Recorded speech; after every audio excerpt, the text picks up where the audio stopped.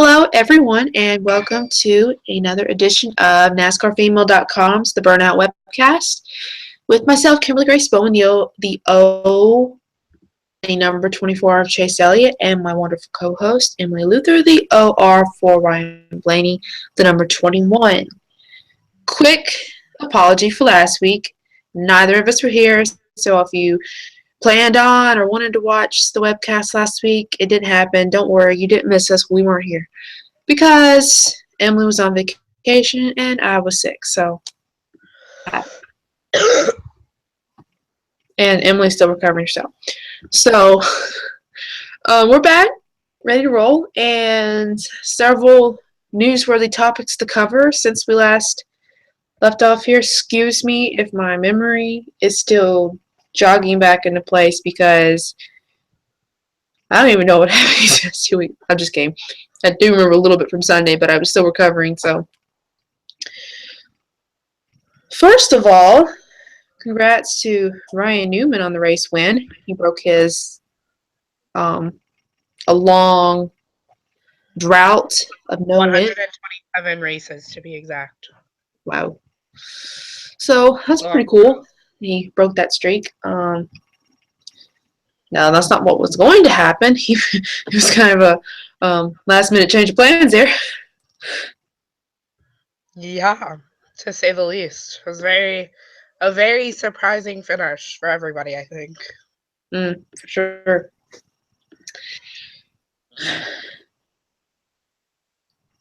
Positive, I think Chase is getting better at restarts. I noticed that. Yeah. Wonderful this past Sunday. I noticed that, and I was like, hey, he's getting better. He conquers that. I'm sure a win is pretty much in his future. In other news, and I'm probably gonna sound like I am combining because topics between both Sunday races because I'm trying to get back. Okay, but the whole Busch Logano fight, that wasn't this past Sunday. That was the previous Sunday, right? Yes. That's what we're going with. Anyway, but in case you didn't hear, which if you're anywhere near 1% to 99% to 100% NASCAR fan, you heard about the Busch Logano fight. There were no penalties issued. There were no penalties issued for their wonderful scuffle that ended with bloodshed, actually. Can I just say I am praising NASCAR for that decision because they finally are letting the boys have at it, thank God. My only thing is, I agree, but I just don't want a double standard created. I agree. I'm concerned about the way that NASCAR is really bad with consistency. Right. Who's to say, the other Busch gets in a, fight with somebody 5 races from now, are they going to hold that same standard or are they going to penalize them? Right. That's my only concern. I mean, not agree or disagree on what they did, how they went about it. I'm just concerned about, like you said, the consistency, what we talked about before of, okay, they didn't penalize them, then they have set a standard that they can no longer penalize ever again for a scuffle like that. It made me laugh. Or it would be very controversial. It made me laugh when Mike Helton was interviewed about it because I didn't hear that. I don't know if it was during a presser or an interview, but it made me laugh because that was when Kyle was like, oh, he's got it coming for him. Like, I'm not letting this go, blah, blah, blah. Mike Helton goes, Kyle Busch is not going to get any revenge on Joey Logano. Oh, and let's not forget, we're not plugging, but, get your t-shirt from Kyle Busch for $22. that naming area, that was funny. It just makes me laugh because, NASCAR fans have been yelling about this for years, that they stopped letting the boys have at it, which I know it's wrong to say boys have at it because Danica's in it, but when's the last time you saw Danica Patrick throw a punch? Well, she got close one time. Yeah, fair enough. It made me laugh, though, because we were in Disney at the time, and I was just checking on the race, and I went to check Twitter, and I look, and everyone's talking about it. And then my mom texts me, she goes, "Oh my God, did you see it?" So then I'm literally like trying to get on the NASCAR app, trying to watch all the videos that are going down to see what happened. I mean, okay, thinking back to what happened on the track between Logano and Bush, because Mm-hmm. that's of course where it started. Um, to apply my opinion there, I do not know why. It's almost like there's something else that made him angry besides the on track activity. It was kind of a last straw thing, maybe, because to me it didn't look like anything significantly that would have made him angry. But The problem is, and I'm not a Joey Logano fan and I'm not a Kyle Busch fan, so I can say this because I'm not biased. The problem with Kyle that Kyle has with Joey is that Joey races him the way that he races everybody else. Kyle races every other driver like that and expects them to just not, sit back, say nothing. And Joey's not going to do that. And I'm not saying that what Joey did was intentional because by the looks of it, it looked like he just got loose. I don't think it was intentional at all. mm-hmm. It's not like a situation where he completely blocked him. I think if he really Because truly you, just got cause you know, loose. I mean, because having watched Logano race, when it's intentional, and I just didn't see it Yeah, all. Logano versus Matt But Kenseth he a did few a years little, ago. he did a little bit. I think if Kyle's concerned, he needs to review those races I mean, I have to before go he back gets and look really at it to upset. refresh my memory, just to disclaimer here. I don't remember it 100%, but I don't remember thinking. I didn't I think it was guess the point is, even intentional. if he I didn't did do see it it on happen at purpose, first, but I didn't think it was intentional. And not only that, but you complain about how how you guys can't race hard. So you guys finally race hard, and then you're gonna throw a hissy fit. He's so dramatic. I tell you what I can stand, and do not let Caitlin hear me, but when Kyle Larson gets around Chase Elliott, I get so nervous. And they've been racing each other every week for the past couple of weeks. For a while, I can understand that because for a while, Kyle Larson, he would get super loose and not be He able to hold races it. hard. He Yeah. races super hard. Granted, he did race in Indy, and that's how they race. I mean, Mm-hmm. so that's how he learned to race. So I get it. I mean, he's not like an angry racer like others we know. He just is a Yeah. hard racer. I mean, I get nervous when Dana goes nervous. around anybody, so. Mm. But I get really nervous It's when just, she's. I guess it especially bothers me because these past couple of races, he and Chase Elliott are like magnets or something, and they have to pass each other every time. And I'm just like, No, I totally please, get Chase, that. I've get noticed around that. him. Get around him. I'm surprised because I know that Kyle's in the Ganassi car, but Ganassi hasn't been a force to be reckoned with for the past few years. So I'm surprised that Kyle's actually making the equipment work. I don't know if it's, they're doing better, they're getting more help. I don't know what it is, but that car has been really good the past 2 years. Another subject of interest. I know we talk mostly about Cup in this webcast, but they are making some race package changes at Indy. You mentioned Indy, so it's kind of Xfinity! Oh my god, I was so excited. okay. The thing Sorry. is, though, we're talking a flat track here. How does restrictor plate racing going to work on a flat track? That's a good point. I think I was just more or less excited that they were throwing another restrictor place in. I didn't care what track it was at that point. Yeah, I mean, restrictor plate racing is some of my favorite racing too. So I mean, part of me was like, "Yay!" The part of me was like, "Wait a minute, whoa. How's this going to work?" It'll also Because be interesting because although it doesn't affect the track as much, there is that entire line of bricks on the track. So it'll be interesting how that plays a part too. I'm just thinking, okay, it's a flat track. You're It's a trying to very, increase very flat speed. track if you've ever been there. So I'm like, you're talking zero banking almost, and I mean, I saw the video of them doing the testing, and it looked like it may work. I don't know. I'm just because I'm so used to the high speed Daytona, Talladega, where they're like that they're together, and then I'm trying to picture Yeah. on this flat. I'm just I'm just trying to Well, I picture. think part of the problem was that they had to pick a track that was long enough. Because if you think about it, one of the tracks that would be great for restrictor plate racing is Bristol, personally, if you ask me. I think restrictor plate races would be Wouldn't it be too awesome small? there. Yeah, that's what I'm saying. Like, if Bristol was bigger, I feel like they could have picked Bristol.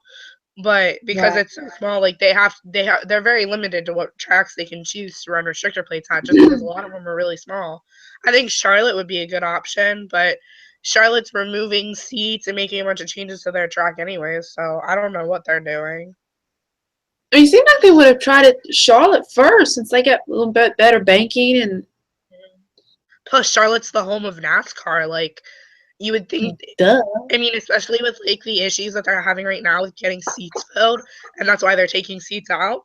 Restrictor plate races will draw people in because no matter how many people complain on Twitter about how we need to get rid of restrictor plate races, they're awful and blah blah blah. Everybody Whoa. loves those tracks. Who would complain about restrictor plate racing? You Please. got time because I can pull Give out me some an tweets idea. if you want. I'll have to go back a while, but I was so mad during the 500 because Those are not true fans, the okay? Those are not true fans. because like the 500 was a wreck fest this year. I'll be the first person to admit it. There were a lot of wrecks at the 500, and fans were complaining about how we need to get rid of restrictor plates. Get rid of restrictor plate racing and kiss NASCAR goodbye. Mhm. End of story. I mean, that's some of my favorite races. Don't do that to me. All right, we do have some penalties to address this week. The 2 and the 4. I think I got The 4 is apparently repealing. Stuart Haas is appealing, forcing them to repeal appealing, it. not Or repealing. repeal it. Sorry, my bad. Appealing. I'm getting the article here. I have it up if you want me to do it. Oh, go ahead. That's of course I do. The 2 failed weights. He failed post-race inspection. He failed weights and measures. No other cars failed post-race tech inspection. Ryan Newman, Kyle Larson, and Kevin Harvick Excuse me. headed back to routine inspection. Ow, my throat hurts. The number 2 team of Brad Keselowski. What did I just click on? Come on, really? Okay.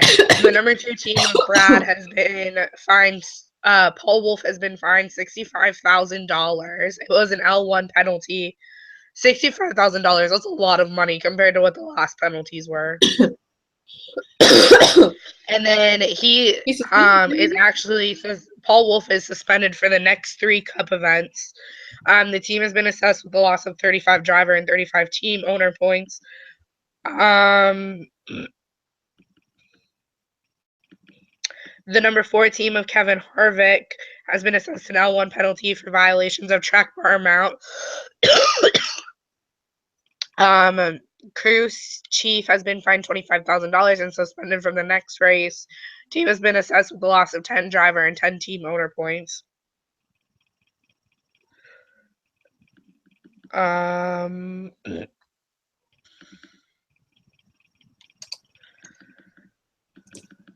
They did an interview with Brad because he was on Race Hub on Wednesday when NASCAR had announced it. And the interview is actually kind of funny. Well, I didn't actually watch it, but I saw it in my Facebook feed, and the first thought I had was, all right. Well, the caption they had in the video was something like, Brad Keselowski reacts to his crew chief, yada, yada, yada. And I'm just thinking to myself, he's going to react. I mean, how did he react? Because, my first thought was, of course he's going to be civil about it on Race Hub. Mm-hmm. Well, I definitely understand why Harvick is repealing it because appealing, my bad. Because I don't know why I keep thinking repeal. Oh, because you repeal a law, that's why. I clearly do way too much research about the government and stuff. Okay, yeah. So that's my fault. Harvick is appealing it because it counted as an encumbered finish, which means that it doesn't count. And because they did that to Brad, it was one thing because Brad already has a win, but this really messes Kevin up points-wise because he doesn't have a win yet. So are they appealing it because they genuinely think they should appeal it, or are they appealing it because it's gonna hurt? I don't know. Brad thinks it's based on Brad's interview. He thought it was because, like, you know, it's a big hit regardless. So he apparently thinks that it's because, you know, it's going to affect them a lot. I don't know. According to Stuart Haas, a statement that they released, they don't think that they should have been fined or penalized. So it's interesting. I think Stuart Haas is making Harvick repeal it, though, because You said repealing it. appeal it. I know. Sorry. I think he's doing it because they're forcing him to. So maybe get flashcards. I'm gonna smack you.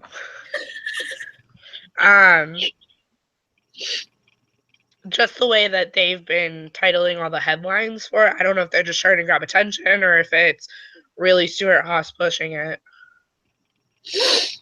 Yeah, it'll be interesting to see. The number 47 team's L1 level penalty from Atlanta was upheld. Don't know if we mentioned that. That would have been news from the past week. Nope, that was yesterday.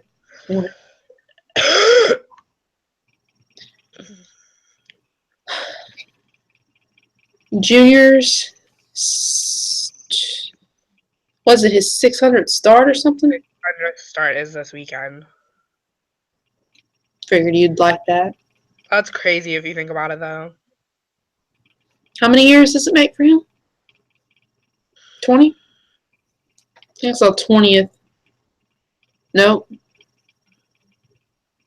I just aged him. I don't know. Maybe close to 20 years that he's been racing. 8 up, I think. I think 18 or 17. That's a long time. Hold on. I can tell you for sure. 1998, he made his first start, so almost 20. Yeah, 19. Maybe 18. It's 2017 in 1998. Ah, right. Sorry. Because I'm doing the math based on I'm 20. I was in 96, so I just added 2 or subtracted 2. 17, we had one. Excuse me. I know that Junior won the championship in Busch in 98 and 99. He didn't race full time in Cup in 98. I think he moved full time in 99.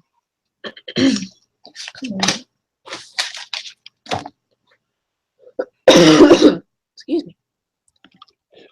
We both sound great. We should probably both be wearing masks. It's fine. LOL. So there was speculation this weekend in the garage about Carl Edwards returning to racing. Caitlin, I'm really sorry if you're listening. Wait a minute. I'm really sorry, Caitlin, if you're listening. But Carl Edwards has said he has no plans on returning to NASCAR. No. Alone. I'm sorry to sound a little excited, but if I had to hear one more time that he was going to get put in a Penske ride next year, I think I would have lost my mind. I mean, it's stupid. The dude has said he's done with racing. Can people not accept it and let him move on with what he loves to do now? No, I think it was because it was so out of the blue that he was just like. So he showed his crack. Is that such a? He's still friends with all of these guys. Like, I mean, what is going to racing? He just doesn't want to be doing it. I mean, think about it. If you were in his place, would you go back every once in a while just to hang out? Duh. Yeah. I mean, people need to go out. There also was rumors that Jack Roush was going to retire, and he denied those too. So. Okay, excuse me, but this is March 2017. This ain't silly season. Can people just get a grip and enjoy the NASCAR season and quit rumoring? Nope. The problem is it's all the people who love to sit behind a computer screen and have nothing better to do but to complain and cause drama. I basically sit in front of a computer screen all day, but I don't complain. So I sit in front of a computer screen every day, but that's because it's my job. me too, in some inherent ways. All right, moving on to what? There's a difference. There's a difference between being a cyberbully and being dramatic, and Oh there's a yeah, difference between sure. writing blogs for the better good. Yeah. I feel bad No, for people that you want are to. watching right now because we both sound awful. They sound that bad. I thought Sorry, it guys. sounded a little better though. The reason I'm coughing is not really because I'm all coming off of a cold. It's because I swallowed my water wrong. Let's get that straight. I It's don't know, 9:30. but we'll blame it on the cold. All right, heading into Auto Club this weekend. They announced these stages for this race. We haven't really mentioned that a lot, but I guess that's important as they announce each stage. I mean, each stage format for each week. Which I have my I mean, opinion I on that. guess. Why they have to do it week by week, I have no idea. Anywho, stage one. Stage one will end at lap 60. Stage two, lap 20, 120, excuse me. And the final stage at 200 laps. I think That's the it's stage one. interesting that there's only 39 cars entered for the race. Huh? Only 39 cars registered to race, so everyone's making it in. That's weird.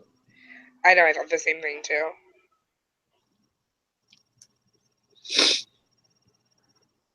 Huh. I don't know.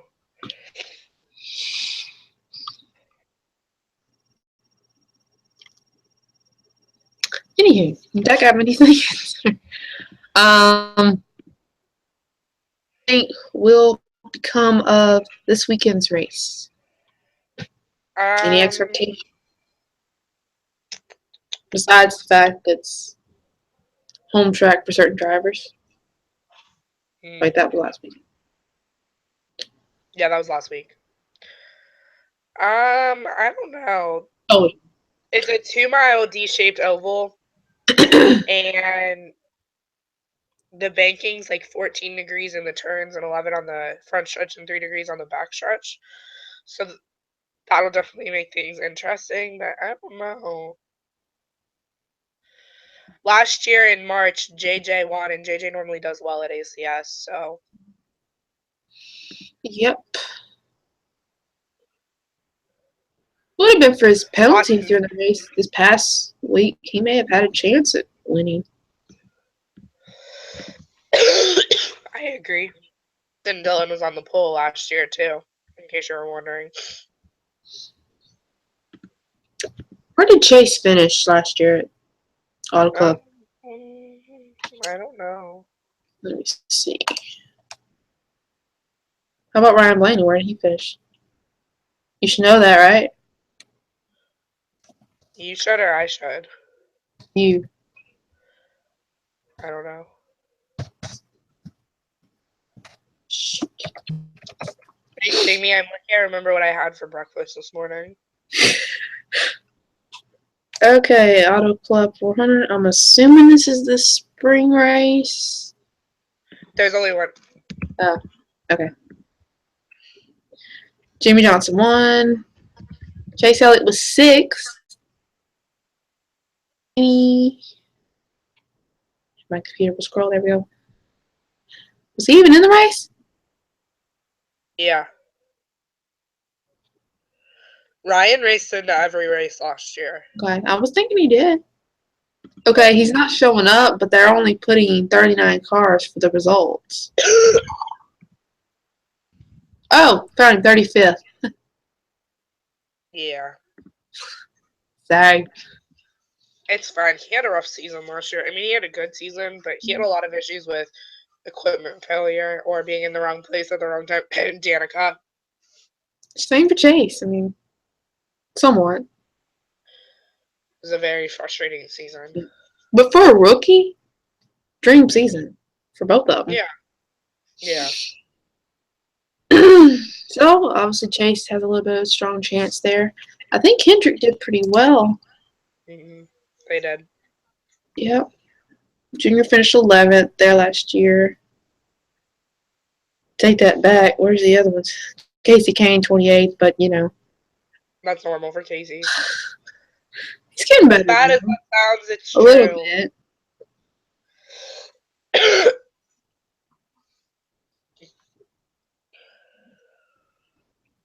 Edwards finished 7th there last year. Mm. Fun fact. And a nice mix of all the teams actually finishing in the top 10. I'm just sitting here scrolling reading the names. All right. Who is your pick for this weekend?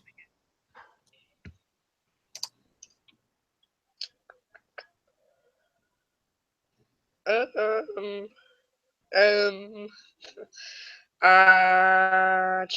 gonna go with Junior.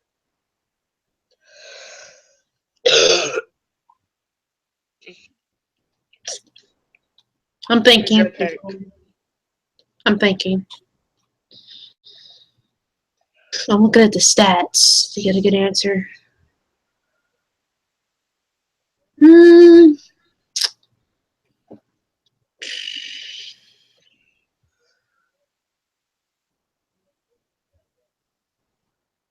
Would Denny Hamlin be a good pick, you think?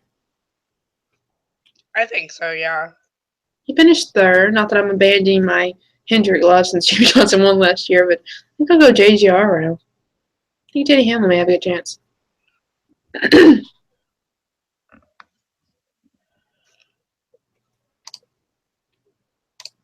I'll go that route.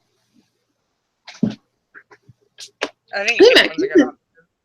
Kansas finished. Scared me. Matt Kenseth finished. He finished 19th, so he didn't finish quite as good, but Denny Hamlin finished 3rd, so.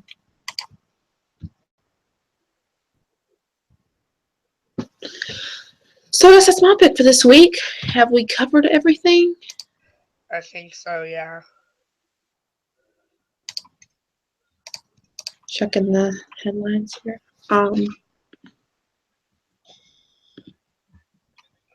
Oh, did you hear about the Furniture Row Racing hauler accident today? Yeah, I did hear about that. I saw that earlier. For those that don't know, Furniture Row number 77 was involved in a hit-and-run highway crash.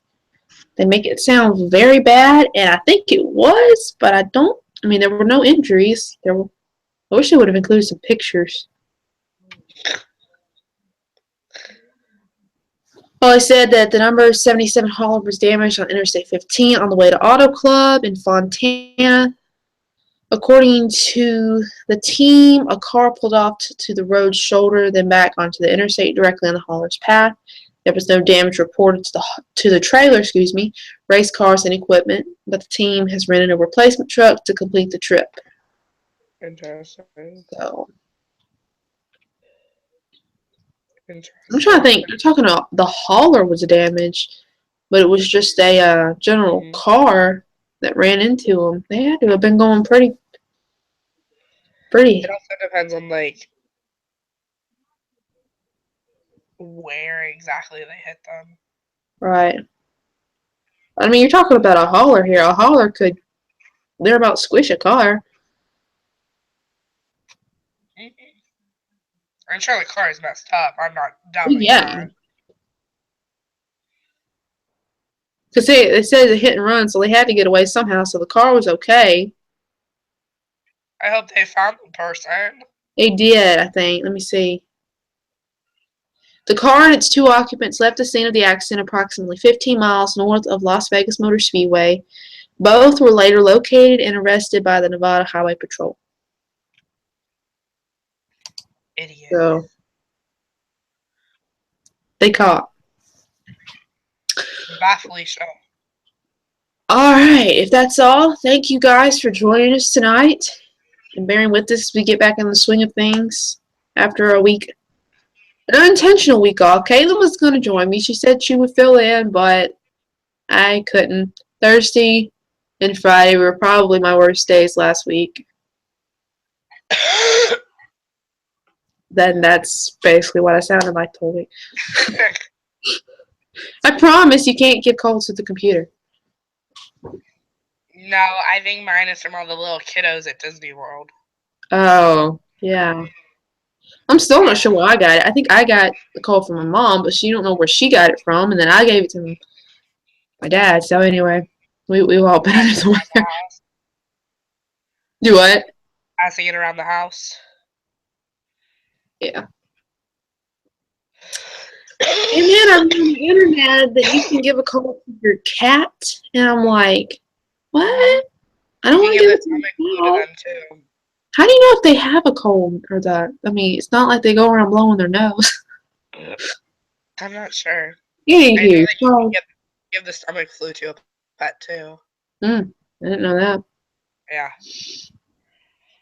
You can't to a dog, as far as a cold, though, because I was wanting to make sure when I had it, so I researched. You can't give it to a dog, but you can give it to a cat. That's so wrong. That's wrong. It's just wrong. Cat hair. I cat hair wrote that. Anywho, sorry for the rabbit, y'all. Y'all remember to head to NASCARfemale.com and read all the wonderful articles. I'm officially behind on my next one, I will admit, but I have excuses. Alright, but all our wonderful ladies are working hard, writing new articles as the season progresses. So go check out those and read them and support them. Retweet, get the message out, spread the word about the webcast. We have a podcast going that's sort of new. Follow us on Facebook, Twitter, Instagram, all those wonderful places. And hopefully, and this is our plan, we will see y'all next week. Same time, same place for the Burnout. After this week at Auto Club to recap all the good stuff. So we'll see you guys first. We don't hope for it, but if it happens, it'll be very interesting news. Alright, so we'll see y'all back here next Thursday at 9 p.m. Eastern Time for the Burnout. Y'all have a wonderful rest of your night, and God bless.